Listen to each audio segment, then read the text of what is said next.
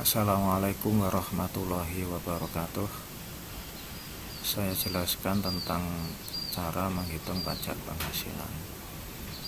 Misalnya saya dasarkan pada Undang-Undang Nomor 17 Tahun 2005, di mana di dalam undang tersebut terdapat PTKP sebagai pengurang penghasilan, sehingga nanti akan diketahui berapa PKP-nya. Jadi untuk menghitung pajak penghasilan maka harus dihitung dulu PKP, penghasilan kena pajak, dengan cara penghasilan per tahun dikurangi PTKP ini. Nah, PTKP ini tergantung dari wajib pajak. Jika wajib pajak itu masih sendirian, maka PTKP-nya hanya 13.200.000. Ini saja. Namun jika wajib pajak sudah menikah dan istrinya belum bekerja atau tidak bekerja, PTKP-nya 1.200.000. Jika istrinya sudah bekerja dan memberi penghasilan, maka PTKP 13.200.000. Dan jika memiliki anak, PTKP-nya 1.200.000 per anak, namun dibatasi maksimal 3 anak PTKP-nya. Jadi kalau misalkan wajib pajak punya 2 anak, ya 2 kali 1.200.000. Kalau punya 4 anak, dihitung hanya 3 anak, 3 kali 1.200.000. Jadi nanti penghasilan itu dikurangi ini PTKP-nya dulu untuk mengetahui PKP. Setelah itu kita kalikan tarif pajaknya sehingga nanti bisa diketahui PPh-nya dengan ketentuan sebagai berikut. Bisa dilihat di layar ini, bisa kalian perhatikan ya. Langsung saja pada contoh. Misalnya Pak Budi ini bekerja di sebuah perusahaan PT satu namanya, gaji per bulan 1.250.000, kemudian per bulan itu dipotong iuran pensiun 75.000 dan biaya jabatan 5% dari gajinya. Sudah menikah dan memiliki 2 putra atau 2 anak. Berapa PPh-nya? Cara menghitungnya yaitu gaji per bulan 1.250.000 dikurangi potongan tiap bulannya, yaitu iuran pensiun dan biaya jabatan.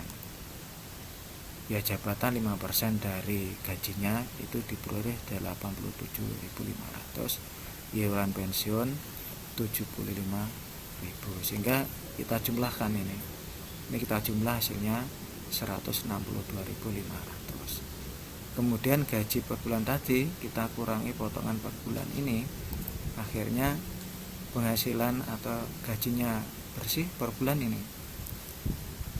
Oleh karena PPh itu dibungut setiap tahun, maka kita hitung untuk 1 tahun penghasilannya. Maka penghasilan ini kita kalikan 12 bulan, itu 1 tahun menghasilkan 19.050.000. Dan kita kurangi PTKP sesuai dengan yang di sini tadi. Sudah menikah, punya 2 anak. PTKP-nya ada 3, bagi wajib pajak sendiri, ya, kemudian istrinya ini karena belum bekerja, kemudian punya 2 orang anak, di mana 1 anak itu PTKP-nya 1.200.000, sehingga kita kalikan 2. Kita total PTKP-nya 16.800.000. Maka penghasilan 1 tahun bersih ini dikurangi PTKP, maka PPh-nya berapa? Ini PKP.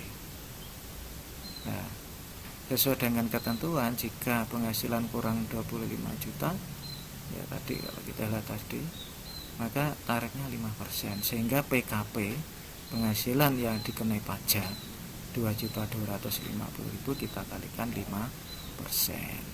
sehingga PPh-nya Rp112.500.